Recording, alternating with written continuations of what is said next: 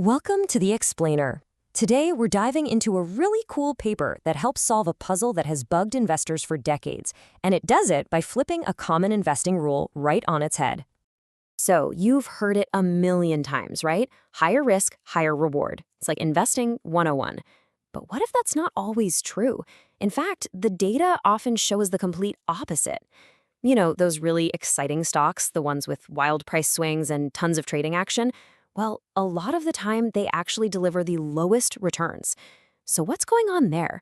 That's the big puzzle we're digging into. Okay, so to get to the bottom of this, we need to talk about a concept from a 2005 paper by Jiang, Li, and Zhang. They came up with this idea called information uncertainty, or IU for short. And trust me, this one idea is the key to making sense of all that chaos. Now, the crucial thing to get here is that information uncertainty is not about secrets or some kind of insider info. It's really about a fundamental, fuzziness surrounding a company's future. Think about it like this. Trying to value a big, stable utility company. That's kind of like measuring a box. The dimensions are pretty clear. But what about valuing a young biotech firm with some new drug that might or might not work? Yeah, that's like trying to measure a cloud.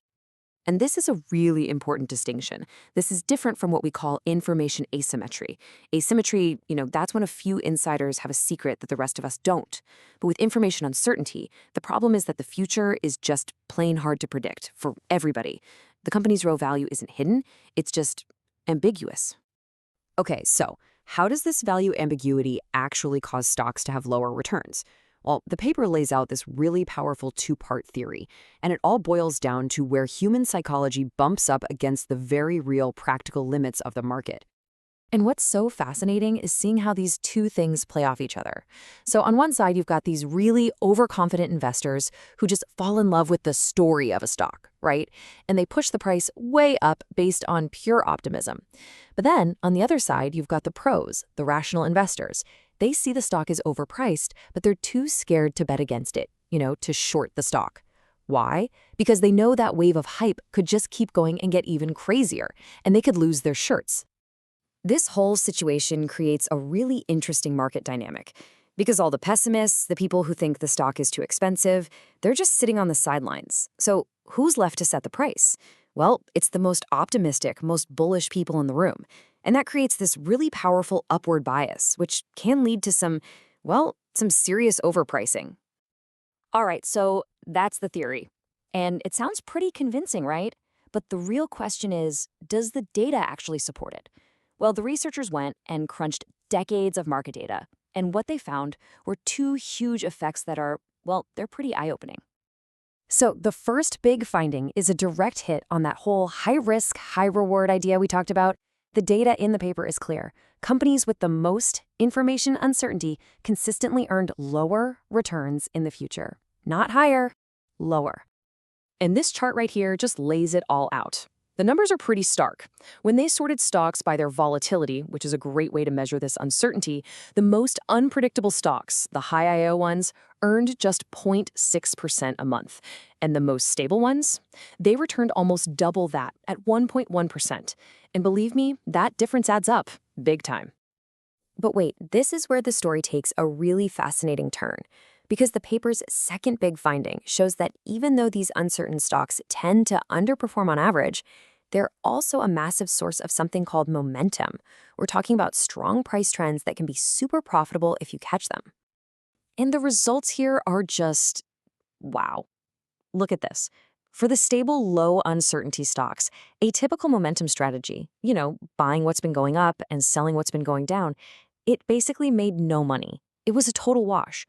But for the high uncertainty stocks, that exact same strategy was incredibly profitable. We're talking an average monthly return of 1.71%.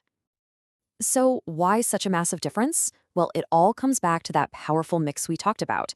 You've got the overconfident investors on one side and the professionals sitting on the sidelines. That whole dynamic means that when a stock gets mispriced, whether it's too high or too low, that mispricing can just build and stick around for a lot longer before the market finally figures it out. And that's what creates these really powerful, profitable trends. Okay, so where do we actually see this information uncertainty playing out in the market today? Well, the paper gives us a pretty clear map. It shows us which types of industries are most likely to be driven by these exact forces.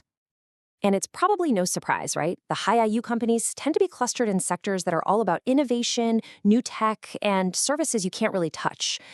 These are the kinds of industries where it's just fundamentally harder to predict what their future cash flows are going to look like. And that's what creates that value ambiguity we've been talking about. Then, on the flip side, the low IU firms are pretty much exactly where you'd think they'd be. We're talking about established, predictable industries. These are companies with real, tangible assets, super stable business models, and a long track record of, relatively predictable earnings. This paper is almost 20 years old, but it gives us this timeless, really powerful way to look at the market. It explains so much why the most hyped up stocks can end up being such a disappointment and how these incredibly strong trends can just pop up out of all that ambiguity. It's a huge reminder that in the market, it's often the story that you can't quite pin down. That's the one you really need to understand the most.